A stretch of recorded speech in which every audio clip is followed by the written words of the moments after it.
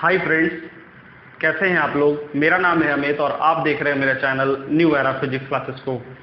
Friends, जैसा कि मैं आपको बता चुका हूं ऑलरेडी कि आज जो सेकंड पार्ट है आईआईटी जैम 2020 एस्पिरेंट्स के लिए, वो है इलेक्ट्रोडायनेमिक्स के ऊपर, यानी इलेक्ट्रिसिटी एंड मैग्नेटिज्म के ऊपर। आप किस किस टॉपिक को पहले करें, कौन सी बुक फॉलो करें, क्या पास्ट ईयर ट्रेंड रहा है ईएम का, वो सारी बातें आज हम इस वीडियो में कवर करेंगे।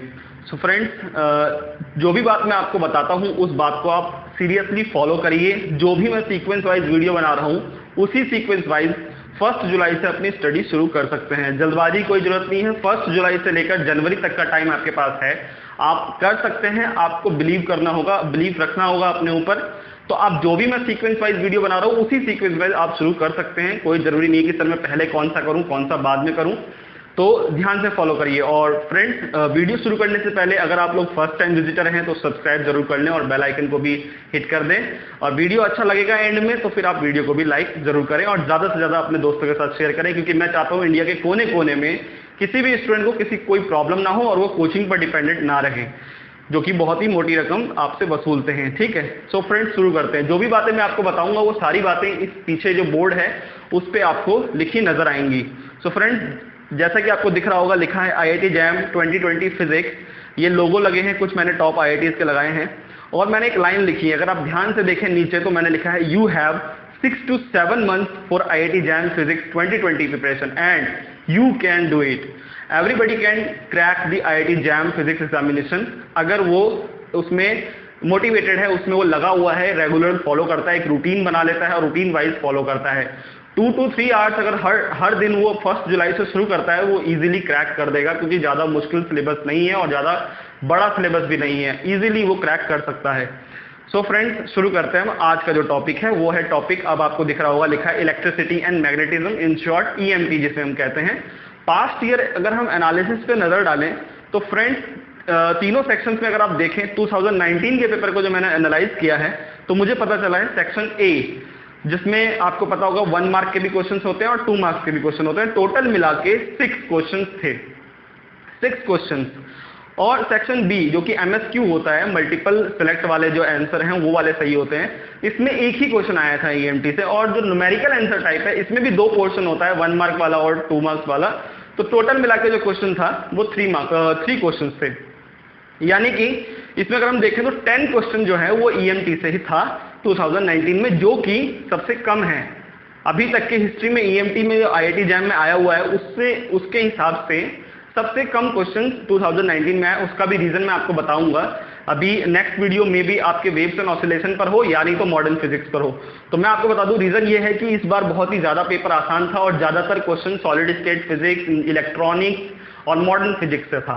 मेन टॉपिक पे ध्यान ही नहीं दिया गया, जैसे मैथमेटिकल फिजिक्स था और ईएमटी था, इस पे ज्यादा क्वेश्चन पूछा नहीं गया और जो भी पूछा वो 1 लाइनर आंसर वाले थे। ठीक है, बहुत ही इजीली तरीके से उसका आंसर पता लगाया जा सकता था। सो फ्रेंड्स, ये मैंने लिखे हैं सेक्शन ए का मतलब multiple choice question, multiple correct answer type and numerical answer type, ये आए थे। अब देखिए, अगर आप ध्यान से देखें 2018 में, तो 18 में 15 क्वेश्चन आए थे। सेक्शन ए में 10 क्वेश्चन थे, सेक्शन बी में 4 क्वेश्चन थे और सेक्शन सी में 1 क्वेश्चन। देखिए, न्यूमेरिकल आंसर टाइप जो होता है उसमें आपका जो आंसर होता है वो इंटीग्रल डिजिट में होता है, यानी इंटीजर आना चाहिए आपका। तो एक ही क्वेश्चन आया था इसमें इलेक्ट्रिसिटी एंड मैग्नेटिज्म से, लेकिन 15 क्वेश्चन थे। देख सकते हैं आप कितना बड़ा पोर्शन रखा था इसने। सिमिलरली 2017 में जरा नजर मारिए, 2017 जो कि सबसे, अभी मेरे ख्याल से 2019 तो सबसे इजीएस्ट है, लेकिन उससे पहले वाली अगर हम हिस्ट्री में नजर डालें तो 2017 का जो पेपर था वो इजी वाला था। बहुत ही आसानी से स्टूडेंट को जो है मार्क्स मिल गया था। तो इसमें आप देख सकते हैं 18 क्वेश्चन ईएमटी था। सिमिलरली 2016 में 12 क्वेश्चन, सेक्शन ए में 6, सेक्शन बी में 4, सेक्शन सी में 2 क्वेश्चन। देखिए फ्रेंड्स, आपको यहाँ दिख रहा होगा कि मैंने 506 और 1350 लिखा है 2015 एंड 14 में। तो फ्रेंड्स, क्या होता था 14 और 13 में क्या हुआ था, 2 ही सेक्शन के पेपर होते थे पहले, वो पहले 2 ही सेक्शन के पेपर होते थे, इसलिए मैंने जो सी में 0 लिखा है तो इसका मतलब उसमें सेक्शन सी था ही नहीं, only section A and B. लेकिन अगर आप ओवरऑल नजर मारे 5 to 6 ईयर्स के एनालिसिस पे तो ईएमटी एक बहुत ही बड़ा वाला पोर्शन है, यानी बहुत ही इंपॉर्टेंट लीड रोल है इसका आईआईटी जैम फिजिक्स में, क्योंकि 15, 16, 14, 12, 10 इतने ही क्वेश्चन होते हैं, लेकिन ये काफी नंबर ऑफ क्वेश्चन हैं। तो देखिए आप इसको छोड़ तो नहीं सकते, आपको करना तो पड़ेगा ही, ठीक है। तो ये मैंने आपको एनालिसिस बता दिया, आप देख सकते हैं कितने क्वेश्चन कितने आए हैं, आप इसका स्क्रीनशॉट ले सकते हैं। अब एक मैं आपको बात बताता हूँ, देखिए नोट में आप अगर नीचे दिख रहा होगा आपको, तो इन 2019 out of 100% of the paper 15% were EMT, यानी कि 100 मार्क्स में से 15 मार्क्स का जो था वो ईएमटी था। आप सोचे कि सर बहुत ही कम है, बहुत ही कम नहीं है, इस बार आप देख लीजिएगा ये 30% होगा गारंटीड। आप कहीं पर नोट कर लीजिए कि सर ने बताया था, ये इस बार 30% होने वाला है, मैक्स होने वाला है। जो इसमें 2019 का पेपर जो था वो आईआईटी जैम के लेवल का नहीं था। जैम का लेवल कहने का मतलब क्या होता है कि स्टूडेंट जिस लेवल से क्वेश्चन को प्रिपेयर करते हैं उस लेवल के क्वेश्चंस नहीं आए थे, बहुत ही इजीएस्ट क्वेश्चन दे दिए थे, 1 लाइनर आंसर था उनका, बहुत ही आसानी से स्टूडेंट ने 2 आवर्स में ही पेपर कंप्लीट कर लिया। सो ये मेरा नोट था कि आप 2019 के हिसाब से मत चलिए कि यार पेपर बहुत आसान आया था तो हम उतना ही पढ़ के जाएंगे। आपको क्वेश्चन का लेवल उतना ही रखना है जो कि आईआईटी जैम में पूछे जाते हैं इस ईयर को छोड़ के, जितने ही पुराने ईयर्स होते हैं। तो अब हम बढ़ते हैं इसके सिलेबस पे, ठीक है। इसका जो ऑफिशियल सिलेबस है उसको अगर हम देखें तो मैंने 3 डिवाइडेड में बांट दिया है, इलेक्ट्रिसिटी, मैग्नेटिज्म एंड इलेक्ट्रोमैग्नेटिज्म, ठीक है। तो इलेक्ट्रिसिटी में अगर हम देखें तो इलेक्ट्रोस्टैटिक्स जो कि फर्स्ट यूनिट है आपका, इवन आप +2 से पढ़ते हुए आ रहे हैं, इलेक्ट्रोस्टैटिक्स जिसमें कुलॉम्स लॉ है, गॉस लॉ है, electric field, potential, electrostatic boundary condition, solution of Laplace equation for different cases. Solution of Laplace equation for different case is a very important for this. अगर आप इसको skip करते हैं तो आपका 5 to 6 marks आपका निकल जाएगा आपके हाथ से, तो इसको तो आप छोड़ ही नहीं सकते। मैंने आपको नीचे बताया हुआ है कौन कौन से इंपॉर्टेंट सब टॉपिक्स हैं, आप उनको तो जरूर करिएगा। तो ये आपका फर्स्ट यूनिट में पूरा इलेक्ट्रोस्टैटिक्स है, ठीक है, बीएससी लेवल पर इलेक्ट्रोस्टैटिक्स, क्योंकि लैप्लास इक्वेशन आपने +2 में नहीं पढ़ा है। और अगर आप इसमें कूलम्स लॉ को स्किप भी कर देंगे ना तो फिर हो जाएगा आपका, क्योंकि आपको ध्यान देना है इलेक्ट्रिक फील्ड एंड पोटेंशियल से लेकर लैप्लास इक्वेशन तक। तो ये है, syllabus is not so vast, यानी बहुत बड़ा सिलेबस नहीं है, बहुत ही छोटा है। Conductors, capacitor, dielectric polarisation, volume and surface charges and electrostatic energy. फॉर्मूले बेस्ड ही आते हैं, electrostatic energy is a important topic, formula based आता है, बहुत ही इजी फॉर्मूले होते हैं, देयर इज नो डेरिवेशन, मतलब आपको डेरिवेशन नहीं करनी है। तो dielectric polarisation is also very small topic, आप ग्रिफिथ से पढ़ सकते हैं, मैं आपको नीचे इंपॉर्टेंट बुक्स भी बताऊंगा। तो ये आपका इलेक्ट्रिसिटी से है पोर्शन। अब आप देख लीजिए कितना बड़ा इलेक्ट्रिसिटी आपने पढ़ा होगा लेकिन कितना छोटा रहा है। तो मैं तो आपको ऑलरेडी बता चुका हूँ मैथमेटिकल फिजिक्स वाले वीडियो में कि सिलेबस ज्यादा नहीं है, सिलेबस जो है बहुत कम है। कंपटीशन ज्यादा होने की वजह से ये ज्यादा इसको पॉपुलैरिटी मिल रही है, क्योंकि बहुत सारे स्टूडेंट इसका पेपर देते हैं और इवन इस बार तो 2000 स्टूडेंट बढ़ने के चांसेस हैं। तो अब मैग्नेटिज्म में अगर हम देखें तो मैग्नेटिज्म में सबसे स्टार्टिंग में बायोट-सावर्ट्स लॉ, ठीक है, एंड इसके application for a circular loop, for a straight wire, Ampere's law, ampere circular law, ये भी इंपॉर्टेंट है। EMI एंड AC, EMI और AC is a very important. अगर आप बायोट-सावर्ट्स लॉ को छोड़ भी देते हैं, एम्पेयर्स लॉ को छोड़ भी देते हैं, तो आप EMI एंड AC को नहीं छोड़ सकते। Faraday's law of electromagnetic induction, self and mutual inductance, simple AC and DC circuit containing RLC components. आपको करना क्या है, मैं अभी इंपॉर्टेंट टॉपिक बताऊंगा, तो आपको इनमें से क्या करना है ये भी मैं आज आपको बताने वाला हूं। सो इलेक्ट्रोमैग्नेटिज्म है नेक्स्ट जो है वो आपके पास वो है इलेक्ट्रोमैग्नेटिज्म।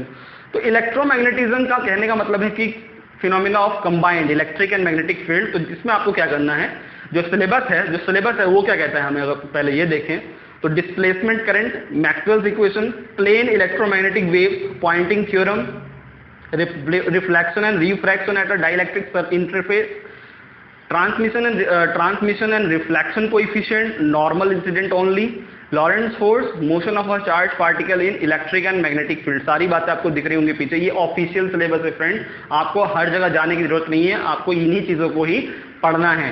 सो अगर हम नोट में देखें तो syllabus is not so vast, so you can complete it in 1 month, you don't need to do advanced topics like multiple expansion, waveguides etc। तो मैं क्या कहने की कोशिश कर रहा हूँ फ्रेंड, जो सिलेबस है वो है बहुत ही छोटा। स्टूडेंट क्या करता है, मैं बार बार रिपीट कर रहा हूँ, लास्ट वीडियो में बता चुका था मैं, स्टूडेंट सोचता है कि ये जो है टफ एग्जाम है, वो एक्स्ट्रा टॉपिक भी करने लग जाता है, क्या पता इससे भी क्वेश्चन आ जाए। जी नहीं, आपसे जितना कहा जाए आप उतना ही करिए, जो सिलेबस में लिखा है आप उतना ही पढ़िए और उसी से क्वेश्चन आएगा। नॉट ओनली जो सिलेबस में लिखा है वही सारे टॉपिक्स अब आप करिए, क्योंकि उसमें से भी कुछ ट्रेंड के बेसिस पर कुछ इंपॉर्टेंट टॉपिक्स हैं, सारे टॉपिक्स इंपॉर्टेंट कभी नहीं होते। तो मैं अब आपको बताने वाला हूँ कौन कौन से टॉपिक मोस्ट इंपॉर्टेंट है, और आप उन्हें अगर कर लेते हैं तो आपका जो चांस है कि आप उस क्वेश्चन को कर देंगे वो बढ़ जाता है, ठीक है। तो ईएमटी का जो ज़्यादातर एनालिसिस करके ही पता चलता है फ्रेंड्स, क्योंकि अगर आप लास्ट 10 ईयर्स के पेपर को उठाते हैं एंड देन आप देखते हैं कि किस चैप्टर से कौन सा क्वेश्चन आया है, किस टॉपिक से कौन सा क्वेश्चन आया, तो आपको पता चल जाएगा कि हाँ ये ट्रेंड लग रहा है मुझे। तो on the basis of that trend मैंने कुछ आपके लिए सब टॉपिक्स निकाले हैं जो कि मोस्ट इंपॉर्टेंट है आप सभी के लिए, तो आप उसे जरूर करिए। तो अब आपका नजर जो है वो बोर्ड पर होना चाहिए और अब हम देखते हैं कि कौन कौन से मेरे पास मोस्ट इंपॉर्टेंट सब टॉपिक्स हैं। तो मैंने भी इसको 3 भागों में डिवाइड कर दिया आपको, जैसा कि दिख रहा होगा। इलेक्ट्रिसिटी की अगर हम पहले बात करें, दी मोस्ट इंपॉर्टेंट सब टॉपिक हेडिंग दिख रही होगी।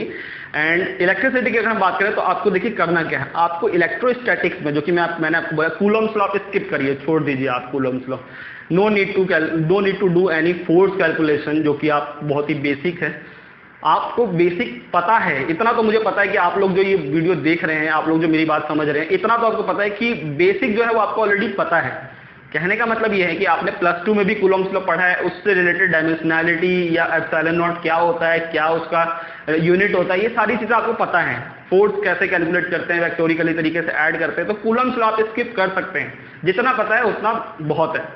लेकिन गॉस लॉ को आप स्किप नहीं करिए आईआईटी जैम के लिए। Electric field and potential, electrostatic boundary condition, solution of Laplace equation for different cases. तो अगर आप पहले यूनिट की बात करें तो आप कूलम्स लॉ को हटा दीजिए, बाकी सब कुछ कर लीजिए। और बाकी सब कुछ कहने का मतलब ये नहीं कि सर ये बहुत बड़ा बड़ा डेरिवेशन है, इसका कुछ नहीं है। आपको एक दिन में अगर आप 3 टॉपिक भी करते हैं, ये जो मैंने लिखे हैं यहाँ सब टॉपिक्स, तो आपका बहुत ही जल्दी 1 महीने के अंदर सारा सिलेबस हो जाएगा ईएमटी का। 1 महीने के अंदर सारा सिलेबस हो जाएगा मैथमेटिकल फिजिक्स का, जो मैंने लास्ट वीडियो बताया था। आप उसे भी जाके देख सकते हैं अगर आप फर्स्ट टाइम इसे देख रहे हैं तो। और 1 महीने में आपका मतलब एक महीने आप सभी सब्जेक्ट को देंगे तो 6 मंथ्स में आपका सारा सिलेबस कवर हो जाएगा। एंड देन 1 मंथ आपके पास पूरा बचा रहेगा, ताकि आप उसको रिवाइज भी करिए 15 डेज में। एंड देन 15 डेज में आप 15 पेपर्स भी कर सकते हैं। तो जब भी कोई स्टूडेंट रूटीन वाइज चलता है ना, तो उसका बहुत ही आसानी से क्रैक हो जाता है। जो रूटीन नहीं लगाता है वो कंफ्यूज हो जाता है कि मैं सेमेस्टर एग्जाम कैसे संभालूं और कंपटीशन कैसे संभालूं, तो उससे नहीं होता है। फिर वो आपको एक्सक्यूजेस देने लगता है कि यार मैं सेमेस्टर भी कैसे संभालता ये वगैरह। तो आप उसे छोड़िए। आपको देखना है, आपको एक रूटीन सेट करना है। रूटीन सेट करके कि 1 मंथ में मुझे ये कंप्लीट करना है तो करना है, 1 दिन में 2 आवर्स पढ़ना है तो पढ़ना है, ठीक है। सो नेक्स्ट आपको क्या करना है, सब जो मोस्ट इंपोर्टेंट सब टॉपिक्स में वो है डाइलेक्ट्रिक कैपेसिटर और कंडेंसर। आप कैपेसिटर और कंडक्टर आप छोड़ भी देंगे तो ठीक है। मैं ट्रेंड के बेसिस पे बता रहा हूँ, मैं आपको जबरदस्ती नहीं कर रहा हूँ, आप उसे छोड़ ही दीजिए। मैं आपको ट्रेंड बता रहा हूँ कि आप इसे छोड़ सकते हैं तो आप छोड़ दीजिए, आपको नहीं करना है, क्योंकि जो मोस्ट इंपोर्टेंट है वो इसके बेसिस पर क्वेश्चन आया हुआ है और वही होता ही है बार बार। तो डाइलेक्ट्रिक करना है तो dielectric polarisation, volume and surface charge density calculate करते हैं, ठीक है। वो सारी चीजें आपको करनी है, जैसे कि सरफेस चार्ज डेंसिटी जो होता है वो पोलराइजेशन वेक्टर इनटू में नॉर्मल वेक्टर, और divergence of polarisation vector gives you volume charge density. तो वो फॉर्मूला आपको लर्न कर लेने हैं। और electrostatic energy for different cases, जैसे charge sphere, charge hemisphere, charge cone, इन सभी के लिए आपको इलेक्ट्रोस्टैटिक एनर्जी का जो फॉर्मूला है वो लर्न कर लेना है। कोई डेरिवेशन नहीं पूछता, आपको पता होगा आईआईटी जैम में कभी कोई सब्जेक्टिव क्वेश्चन नहीं आएगा। अब आपसे मल्टीपल चॉइस क्वेश्चन ही पूछेगा और डायरेक्टली फॉर्मूला बेस्ड पूछेगा, और ज्यादातर देखा गया इलेक्ट्रोस्टैटिक एनर्जी के बेस पर न्यूमेरिकल आंसर टाइप क्वेश्चन आया है। तो ये सारी जो सब टॉपिक्स हैं आप इसको कर लीजिएगा, ठीक है। मैग्नेटिज्म पे बढ़ते हैं। आपको दिख रहा होगा मैग्नेटिज्म में मैंने पूरा फर्स्ट जो है ना एम्पेयर्स और बायोट सावर्ट लॉ से स्किप करवा दिया है। आपको कोई जरूरत नहीं है करने की। देखिए मेरे कहने का मतलब क्या है, अगर मान लीजिए मैं आपको बोल रहा हूँ मैक्स टू मैक्स 30% आता है, मैक्सिमम 30 मार्क्स का अगर पोर्शन आ रहा है आईआईटी जैम फिजिक्स 2020 में जो कि ईएमटी से है, तो आपको 30 के 30 कभी गेन नहीं करने, आपको ना 20 का ही सोच के चलना है। अगर आप 100% नहीं भी कर रहे हैं, जैसे कुछ प्रॉब्लम्स आ जाती हैं बीच में, पर्सनल रीजंस होते हैं, तो अगर आप पूरा नहीं भी कर पाते ना, तो आप इसमें से भी कुछ ही करिए, लेकिन उसको 100% करिए। ये नहीं कि आपने जितना किया है आप उसमें भी अब आप 4 तरीके से बहाने लगा रहे हैं कि सर ये नहीं हुआ, ये नहीं हुआ। आपने जितना किया है वो 100% करिए, ठीक है। उसमें से भी मत कुछ छोड़िए, ठीक है। जैसे आपने 30 का मैं बोल रहा हूँ, अगर 20 का भी आपको आता है, 20 का 100% सही करेगा। ये बाकी भी सब्जेक्ट होते हैं। And then you need to score just 70 marks to confirm your seat in top IITs, इतना तो आप अपने दिमाग में फिट कर लीजिए, ठीक है। तो इसमें मैग्नेटिज्म में आपको जो मोस्ट इंपोर्टेंट सब टॉपिक आपको करना है वो है EMI एंड AC। इसमें सारे टॉपिक्स जो मैं ऑलरेडी सिलेबस में बता चुका हूँ, फैराडेज लॉ से लेकर RLC कंपोनेंट यानी AC circuit containing RL, LC, LCR, RC, ये सारी चीजें, ठीक है। RC circuit is also very important, तो आप इसे किसी भी एक स्टैंडर्ड बुक में पढ़ सकते हैं। इलेक्ट्रोमैग्नेटिज्म में आपको क्या करना है, देखिए इलेक्ट्रोमैग्नेटिज्म इज वेरी इंपॉर्टेंट, आप इसे जो है मत स्किप करिएगा। जो भी मैंने ऊपर बताया है वो आपका 15 डेज का क्लास है। यदि आप 15 डेज लगातार 2 आवर्स उन टॉपिक्स को पढ़ते हैं एक अच्छी किताब से और उसके ऊपर करीबन 10 to 15 प्रॉब्लम हर रोज बनाते हैं, तो आपका 15 डेज में सिलेबस हो जाएगा, जो मैंने ऊपर बताया है इंपॉर्टेंट। लेकिन जो इलेक्ट्रोमैग्नेटिज्म है इसको एक अलग से 15 डेज चाहिए, ठीक है।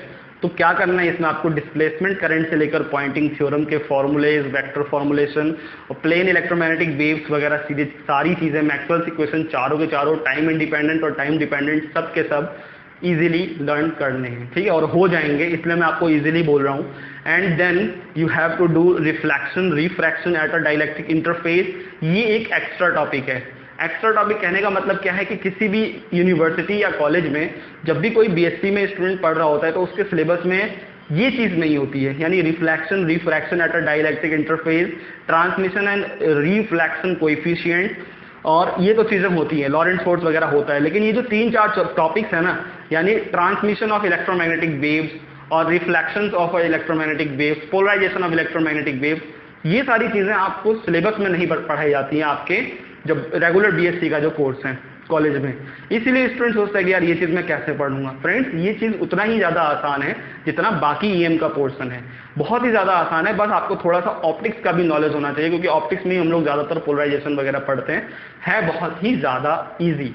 अगर आपको इसके नोट्स कहीं नहीं मिल रहे लेकिन बुक्स में है, मैं अभी जो बुक्स बताऊंगा उसमें सब है, अगर आप बुक से इजीली रीड कर पाते हैं तो काफी अच्छी बात है। अगर आपको नोट्स नहीं मिल रहे हैं तो देन फ्रेंड्स, आप किसी भी एक सोशल मीडिया पर, ट्विटर हो, फेसबुक हो, इंस्टाग्राम हो, अगर आप चलाते हैं तो उस पर जाइए और न्यू एरा फिजिक्स को आप फॉलो करिए एंड देन आप मुझे DM करिए, डायरेक्ट मैसेज करिए, मैं आपको श्योरली जो है वो नोट्स जो है प्रोवाइड करा दूंगा, ठीक है।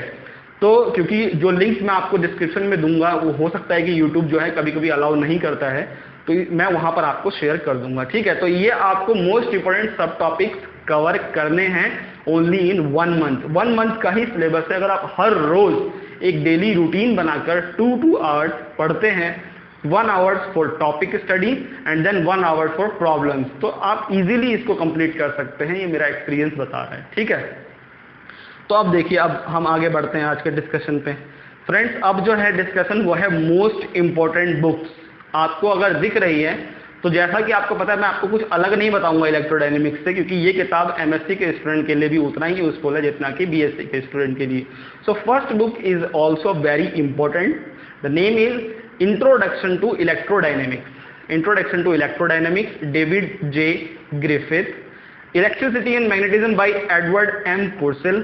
देखिए क्या है कि ये जो किताब है ये बर्कले फिजिक्स की एक सीरीज है। ये किताब सबसे मोस्ट इंपोर्टेंट है, यानी अगर आप कंसेप्ट बिल्ड करना चाहते हो ना, जैसे बेसिक्स क्लियर करना चाहते हो EM से रिलेटेड, क्योंकि जब किसी के बेसिक्स क्लियर हो तो किसी भी क्वेश्चन को बना देगा। इवन ग्रिफिथ में बेसिक्स बहुत कम दिए हुए हैं, यानी कंसेप्ट कम दिया हुआ है, बट प्रॉब्लम्स बहुत बहुत अच्छे अच्छे दिए हुए हैं। तो आप ग्रिफिथ को प्रॉब्लम के लिए मैं सजेस्ट करूंगा, प्रॉब्लम्स बनाइए उसमें से। कभी कभी तो ऐसा हुआ है कि IIT JAM और JEST में डायरेक्ट ग्रिफिथ से क्वेश्चन पूछ लिया है। अगर आप पूछेंगे सर कंसेप्ट क्लियर करना है मुझे समझ में आना चाहिए वो चीज़, तो आप एडवर्ड M. पुर्सेल की किताब खरीद सकते हैं।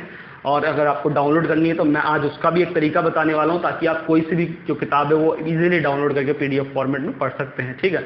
और अगर आपको ये सारी चीज़ें आ रही हैं समझ में, लेकिन अब आपको चाहिए कि सर मैथमेटिकल कंसेप्ट भी बिल्ड करना है। मैथमेटिकल कंसेप्ट का मतलब क्या होता है, कभी कभी ऐसी चीज़ें आ जाती हैं जिसमें थोड़ा अगर आप मैथ यूज़ कर लें, थोड़ा एक अलग, जैसे कुछ मेथड्स होते हैं मैथमेटिक्स में, उन मेथड्स को यूज करके अगर आप प्रॉब्लम बनाना चाहते हैं, देन उसके लिए जो किताब सजेस्टेड है वो है John David Jackson classical electrodynamics. ये JD जैक्सन जो है not only for IIT JAM, आपके और भी जितने भी एग्जामिनेशंस होते हैं उसमें भी काम आएंगे। और जो स्टूडेंट DU में पढ़ रहे हैं BSc ऑनर्स फिजिक्स या BSc फिजिक्स, अगर उनके पास इलेक्ट्रोमैग्नेटिक थ्योरी जैसा सब्जेक्ट है तो देन उनके लिए जो है वो ऊपर की जो 2 किताबें हैं नॉट रिक्वायर्ड, उनके लिए 3rd किताब जो है वो मोस्ट इंपोर्टेंट है, JD जैक्सन इलेक्ट्रोमैग्नेटिक थ्योरी नाम से अगर उनके पास एक सब्जेक्ट है तो, ठीक है, क्योंकि इलेक्ट्रोमैग्नेटिक थ्योरी कहने का मतलब है परफेक्ट मैथमेटिकल बिल्डिंग, मतलब मैथमेटिकल बिल्डिंग हमें पढ़ना होता है, उसमें किस तरीके से कोई थ्योरी जो है वो डेवलप होती है, इसमें बहुत ही अच्छी मैथमेटिक्स दी हुई है,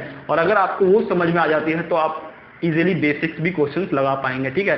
तो मोस्ट सजेस्टेड बुक्स तो मैं आपको classical electrodynamics by JD Jackson, और हाँ आपको शायद ही मे बी आपको मिल जाए electricity and magnetism by M Purcell और ग्रिफिथ में वो जो ट्रांसमिशन ऑफ इलेक्ट्रोमैग्नेटिक वेव्स वाले चैप्टर्स हैं। लेकिन अगर आप क्लासिकल इलेक्ट्रोडायनेमिक्स की बुक कर लेते हैं, ले लेते हैं आप डाउनलोड या खरीद लेते हैं, तो आप जो है वो भी टॉपिक इजीली कवर कर पाएंगे। सो फ्रेंड्स, ये जो था अभी मोस्ट इंपोर्टेंट बुक्स के ऊपर था, और अभी के लिए जो है बेस्ट ऑफ प्रिपरेशन है, नॉट लक। मैं लक पर विश्वास नहीं करता हूँ, इसलिए मैंने सोचा इसके बारे में, क्योंकि preparation is much better than luck. आप लक पर विश्वास मत करिए, बेस्ट ऑफ प्रिपरेशन। आप जितनी ज़्यादा प्रिपरेशन करेंगे उतना ज़्यादा आपका लक बढ़ जाएगा, ठीक है। तो बेस्ट ऑफ प्रिपरेशन फ्रेंड्स अभी के लिए। अब देखिए मैं आपको कुछ और बातें बताता हूँ। देखिए आपको मैं बार बार जो बोल रहा हूँ कि आप किताब खरीद लीजिए। मैंने एक चीज़ देखी है कि mobile is important, laptop is important, but not so important, यानी उतना भी ज़्यादा ज़रूरत नहीं है। आप दिन में 1-2 घंटे यूट्यूब पर, जैसे अभी एजुकेशनल वीडियोस देख रहे हैं, आप 2 घंटे मोबाइल चलाइए, उसमें आप कुछ, वो भी ये नहीं कि मोबाइल चलाइए तो आप मतलब गपशप करने के लिए मोबाइल चलिए, आप उसमें कुछ एजुकेशनल वीडियोस या कुछ जैसे कोई टेबल पढ़ लेना या कोई आप ब्लॉग पढ़ लेना, वो सारी चीज़ें करिए। देन जब आपका पढ़ाई का टाइम हो ना, तो आप मोबाइल को मत छूइए, आप लैपटॉप को मत छूइए, आपको काम होना चाहिए, आप किताब के साथ जुड़े रहिए। आप बुक जो फिजिकली किताब होती है ना, पेंसिल क्या चीज़ है आप फ्रेंड्स, पेंसिल वो चीज़ है जो आपको केजी से लेकर पीएचडी तक काम आती है। इतना आप अपने दिमाग में अगर फिट कर लेते हैं ना, तो पेंसिल का साथ आप मत छोड़िए। क्या पेंसिल से आप मोबाइल पर लिख सकते हैं? नहीं लिख सकते हैं, लेकिन पेंसिल से आप बुक पर लिख सकते हैं, उसको अंडरलाइन करके पढ़ सकते हैं, सारे कंसेप्ट रिवाइज कर सकते हैं, जितने प्रॉब्लम्स बनते रहेंगे वो आप टिक लगाते रहेंगे। सो फ्रेंड्स, फिजिकली किताब पढ़िए। फिजिकली मैंने देखा है अभी कुछ ईयर्स में स्टूडेंट पीडीएफ पे ज़्यादा डिपेंडेंट है, सर इसकी पीडीएफ नहीं मिल रही, उसकी पीडीएफ नहीं मिल रही। मैं बताऊं, मैंने सारी किताबें जो हैं वो फिजिकली पढ़ी हुई हैं, और सभी स्टूडेंट को फिजिकली पढ़ना होता है। सबका सक्सेस मंत्र भी यही है। अभी जो जेई एडवांस का टॉपर है, लास्ट जितने भी जेई एडवांस के टॉपर निकले हैं, जो कि सबसे ब्राइटेस्ट माइंड माने जाते हैं, उनका यही कहना है कि उन्होंने 2 से 3 साल तक मोबाइल को छुआ तक नहीं, वो जो फीचर्ड फोन आता है छोटा सा, वो यूज किया है। तो मैं आपको यही रिकमेंड करूंगा कि अगर आपके पास है फोन, जरूरी है, अभी जैसे आप वीडियो देख रहे हो तो सर आप बोलोगे सर हम वीडियो कैसे देखेंगे, जरूरी है, लेकिन 2 to 3 आवर्स के बाद कोई जरूरत नहीं है। पढ़ाई के टाइम पर कोई जरूरत नहीं है, आप उसको साइड में रख दीजिए, वो डिस्ट्रैक्शन के लिए हो जाता है। पढ़ाई के टाइम आप सिर्फ पढ़ाई, आधे घंटे ही पढ़िए, लेकिन 100% ढंग से पढ़िए। तो फिजिकली भी किताब आपके पास होनी चाहिए। पीडीएफ अगर आप नहीं, सर मैं कंफर्टेबल हूं, मैं हर चीज मैनेज कर लेता हूं, देन कोई बात नहीं, आप कर सकते हैं। लेकिन मेरा ये सजेशन है कि आप फिजिकली किताब को पढ़िए। लाइब्रेरी में मिल रहा है देन वेरी गुड, अगर नहीं मिल रहा है तो आप खरीद लीजिए। अभी आप पैसा जितना इन्वेस्ट करेंगे बुक्स में, उतना ही फायदा आपको आगे जाके होगा, ठीक है फ्रेंड्स। तो ये चीज़ जो थी मेरे को बतानी थी। अब मैं आपको एक चीज़ बताता हूँ, कुछ स्टेप्स बताता हूँ। यहाँ पर शायद एक वीडियो चल रहा होगा साइड में, अगर आप ढंग से देखें तो। फ्रेंड्स, मैं आपको बताता हूँ बुक्स कैसे डाउनलोड की जाती है। मे बी आप में से कुछ स्टूडेंट को पता होगा, क्योंकि अच्छे अच्छे कॉलेज में पढ़ रहे होंगे, उनको प्रोफेसर ने बता दिया होगा। लाइब्रेरी जेनेसिस आप गूगल पे जाएंगे, लिखेंगे लाइब्रेरी जेनेसिस, सर्च करेंगे, पहला जो पेज खुल के आएगा विकीपीडिया पर, उस पर जाएंगे। देन आप उसमें जो विकीपीडिया जब ओपन होगा, देन उसका जो पहला वेबसाइट लिखा होगा नीचे कहीं पर, jen.lib. ऐसे ही कुछ करके, उस पर क्लिक करेंगे, एक पेज खुलेगा। यहाँ पर शायद चल रही होगी वीडियो, और उस पेज में आप क्लिक करेंगे, किताब का नाम लिखेंगे, जैसे जॉन डेविड जैक्सन लिख दिया, किताब आ जाएगा, उसको आप क्लिक करेंगे। बहुत सारे मिरर्स वेबसाइट अवेलेबल होंगे कि आपको कहाँ से डाउनलोड करना है, क्लिक करिए, डाउनलोड करिए, ठीक है। अब जैसे कि आपको डाउनलोड करना है ग्रिफिथ लिखिए, क्या नाम है उसका, डीजे ग्रिफिथ, आप वो खुल के आ जाएगा। आपको पुरसद वाली किताब डाउनलोड करनी है, वो लिखिए, वो किताब आ जाएगी, आप वो डाउनलोड कर सकते हैं। सो लाइब्रेरी जेनेसिस, और इन शॉर्ट लिबजिन कहते हैं इसको, is the best way to get any book. कोई सा भी बुक चाहिए आपको यहाँ पर पीडीएफ फॉर्मेट में मिल जाती है। अगर वो पीडीएफ फॉर्मेट में नहीं है तो उसका जो फॉर्मेट होगा वो डीजे होगा, डीजे। और डीजे की बुक्स को पढ़ने के लिए फ्रेंड्स आप गूगल प्ले स्टोर पर जाइए, और आप वहां से डाउनलोड कर सकते हैं। एक जो है कोई सा भी आप उसमें लिख सकते हैं डीजे रीडर, तो आपके पास वहां पर आ जाएगा, ठीक है। तो ये जो चीज़ें हैं आपको मेरे को बतानी थी अभी। आप इन सारे स्टेप्स को फॉलो करिए, और जो भी मैं बता रहा हूँ उसको regularly time to time study में दीजिए, आपका 100% रिजल्ट आएगा, आप क्रैक भी कर देंगे, ठीक है फ्रेंड। तो अभी के लिए इतना ही। चैनल सब्सक्राइब कर लीजिएगा अगर आप फर्स्ट टाइम विजिटर हैं एंड देन लाइक करके जाइएगा इस वीडियो को और ज़्यादा से ज़्यादा दोस्तों के साथ शेयर करिएगा। किसी भी प्लेटफॉर्म पर हैं अगर आप सोशल मीडिया पर तो ज़रूर फॉलो करिए फ्रेंड्स, वहाँ पर मैं आपको कुछ अच्छी सी बातें ही बता देता हूँ कभी कभी। और इवन आप अगर आप कोई पूछ सकते हैं आपकी, मैं ज़रूर रिप्लाई करता हूँ वहाँ पर, किसी का भी स्टूडेंट का होता है मैं रिप्लाई ज़रूर करता हूँ। व्हाट्सएप पर पॉसिबल नहीं है मैं सबको रिप्लाई कर सकूँ, इवन यूट्यूब पर भी पॉसिबल नहीं है कि मैं आपको रिप्लाई कर सकूँ 1 to 1, बट फिर भी मैं कोशिश करता हूँ कि आप सभी का जो क्वेरी है वो सॉल्व हो जाए। नहीं होता है तो आप जैसे भी जिस भी प्लेटफॉर्म पर हैं आप अपना वहाँ पर क्वेरी डाल के छोड़ दीजिए, मैं विदिन 1 आवर आपको जो सोल्यूशन है वो मैं लिख के किसी को भी दे देता हूँ। ठीक है फ्रेंड्स, तो अभी के लिए इतना ही, ख्याल रखिए अपना, मिलते हैं अपने नेक्स्ट वीडियो में जो कि IIT जैम का जो पार्ट 3 वाला वीडियो होगा। So goodbye, take care.